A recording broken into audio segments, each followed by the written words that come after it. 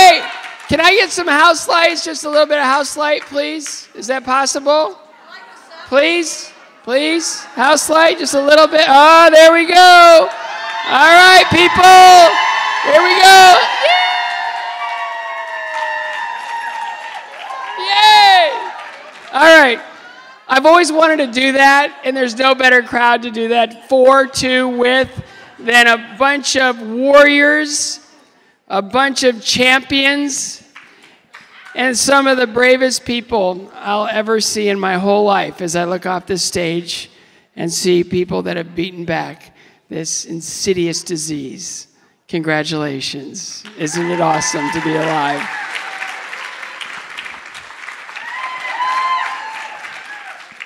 So I'm here to officially, on behalf of myself and the Scott Hamilton C.A.R.E.S Foundation, to welcome you. We are your hosts tonight, and Karen and Judy, there are no two people like them, are there? And I would have worn my pajamas tonight, but I do sleep in my underwear, TMI. And I didn't think it was that kind of party, plus my wife would have never let me leave the house. So you all have a great time tonight. I'm going to come back a little bit more and talk to you about what we're doing as a foundation and who we are. And I'm just so excited to be here and to be a part of this and to be in a room with all of you. We all know what it takes. We all know how it feels. And to be able to witness a miracle is nothing better. I just wanted to take this opportunity. I love iPad selfies because they're gigantic. And that's so cool. I photobombed you. That was great. So I'm here to just to tell you a little bit about C.A.R.E.S and how it kind of began and where it is today. C.A.R.E.S is, has anyone ever heard of my C.A.R.E.S organization before? Well, I'm very excited to tell you that today, C.A.R.E.S has been launched into a dedicated foundation. We are growing. Very cool. It's very cool. So let me just tell you a little bit about what C.A.R.E.S is. And some of you I know are familiar with it, but C.A.R.E.S stands for the Cancer Alliance for Research, Education, and Survivorship. It started in Cleveland, Ohio, and I was treated there for my cancer. I lost my mother when I was 18 years old to cancer, and then 20 years later, almost to the day, I was diagnosed. So you can imagine the fear and the anxiety that went with that. I did everything I could to get all the information I possibly could because I was going to take charge of my situation. How many of you went onto the computer and went and looked for websites that would explain your situation and found nothing but 15-syllable words? Exactly. Now, when you run across a word that you can't even begin to pronounce, you feel like either I'm really sick or I'm really stupid. I negotiated my high school diploma, so I chose stupid. I'm going to get past this thing. But I realized there was no user-friendly information out there, so that was something that was in the back of my mind. Another thing that happened was when I was going through chemotherapy, I got to a point where I hit the wall, and I just wanted to quit. I just wanted to let cancer run its course. I didn't care anymore. And it was a really dark, dark time for me. And I realized when I said to my best friend, I can't do his English accent because he's a very funny guy. I go, he goes, "What's up?" And I go, "I want to quit. I just want to quit. I'm done." You know, I looked at where I was 3 months before and what I looked like, you know, through chemotherapy. And I just said, "I want to stop." And he goes, "How many rounds of chemo do you have left?" It was a 5-day regimen. I go, 1. And he goes, "Come on, really, come on, mate, you can do it." And so I kind of like got my second wind and I just went after it. But I realized, you know, there are a lot of people out there that may not have that kind of support. So I kept that in the back of my mind. And having lost my mom, I became this activist, this fundraiser for research. And I realized now that I've got my street cred of having been there, done that, I might be able to make a difference in that way. So we created C.A.R.E.S in our programs. Our flagship programs were, one of the first things we did was the Fourth Angel Mentoring Program. Now, the Fourth Angel Mentoring Program is really cool. We pair newly diagnosed patients with survivors of the same description. Doesn't that sound like a really good idea? Yeah. Okay. We are now up to 750 mentors. We're doing 1,000 matches. It's crazy. We're in 50 states and Ireland. I love saying that. We're in 50 states and Ireland. And what's really cool about me telling you about this is you realize that every single person in this room can become a fourth angel?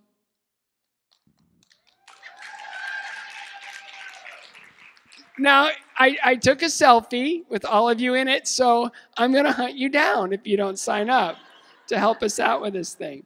So Fourth Angel is doing really wonderful work. It's for patients, and we've created a whole nother roster for caregivers, and it's spectacular. The other thing about not understanding what I was going through was I realized that I was going to have chemotherapy, and I didn't know what it was. My mother had chemo. I still didn't know what it was. I thought it was they put you in a room, and they replace all of your bodily fluids with this big machine. I had no idea. So they go, no, it's an IV, and they just drip chemicals into your body, and it kills the cancer. And I go, oh, I can do that. But I still had no idea what they were putting in me. And so I realized there needed to be some sort of information out there that was user-friendly. So we created chemocare.com. Now, chemocare.com is really cool because it describes every single aspect of the chemotherapy experience, every single drug, and how they work in 8th grade English and Spanish, and through Google Translate, every language in the world. Kind of awesome. Yeah. So both those programs are doing really well. They're all taking off. And through the ice shows that I've been able to do, Cleveland and in Knoxville, and this year in Nashville. Oh, we got some locals. Okay, I'm not going to do a shameless plug, but it is February 26th, and it will be at Bridgestone Arena. And again, I have a selfie, and if you're not there, give me a break. So through the money we've raised, it supports our programs. But not only that, but we have so many research programs going right now that we're just doing everything we can to try to, create better outcomes for people that have little chance and find better treatments that aren't so toxic and so difficult to go through as chemotherapy. We all know, most of us know, can be very daunting and really difficult. So research is being done. But what's really cool about this new expansion with CARES is that I really wanted to spend a lot of time on the A. Okay, we got a lot of time on the C, a lot of time on the R, the E, and the S. But the A is something that was always there to be able to just mine, and that's the alliance. We're creating alliance partners, and it's a very exciting proposition. Of our first 3 alliance partners, one is the Women's Survivor Alliance. Ever heard of it? The Provision CARE.S Foundation that does phenomenal work. They're just incredible. Learn more about them. And the Provision Center for Proton Therapy in Knoxville, a state-of-the-art proton therapy center that's just doing miraculous things to lessen people's exposure to toxic energy when they're getting their radiation treatments. It's a new, not new, it's been around for a long time, but it's a growing treatment option for people going through cancer. If you want to know more about that, another website that was created is radcare.org. So check it out, write it down, radcare.org, because the proton therapy component of the CARES identity is extraordinary. Because last week we got our certificate of need okay to build the Scott Hamilton Proton Center in Franklin, Tennessee.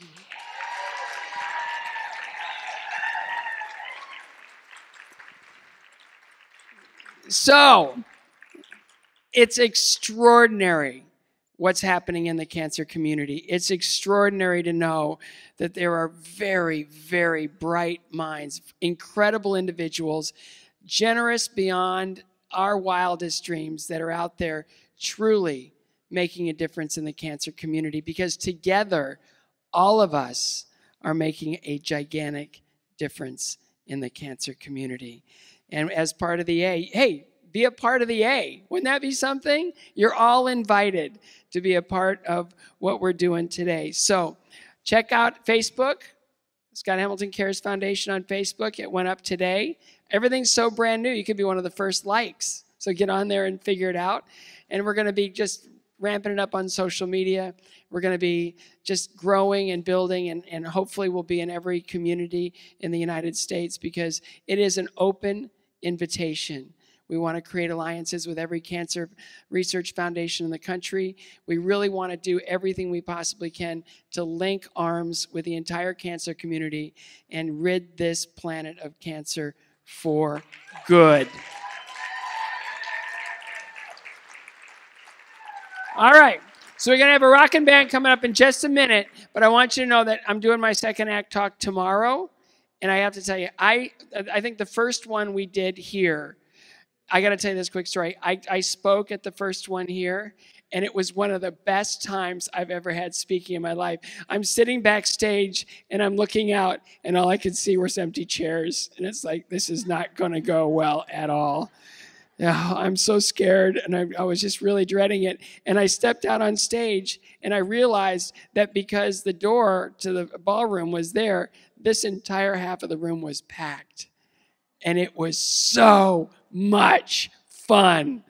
So I'll be with you guys to share my story tomorrow, and I'd love to meet as many of you as possible. I have 4 children. Okay. As someone who survived testicular cancer, that's saying a lot, although I did cheat and adopt 2. But I'll tell you more about that tomorrow as well. So really, just make friends, enjoy each other's company, celebrate life, party like rock stars tonight, but don't stay out too late because I'm speaking again tomorrow morning. And I just want to thank you all so much for being here, for celebrating life, celebrating our second chance at life, and for just being light. Light.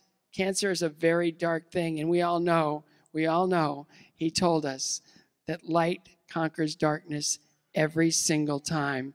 But darkness cannot conquer light. We know that, right? Right? Light conquers darkness.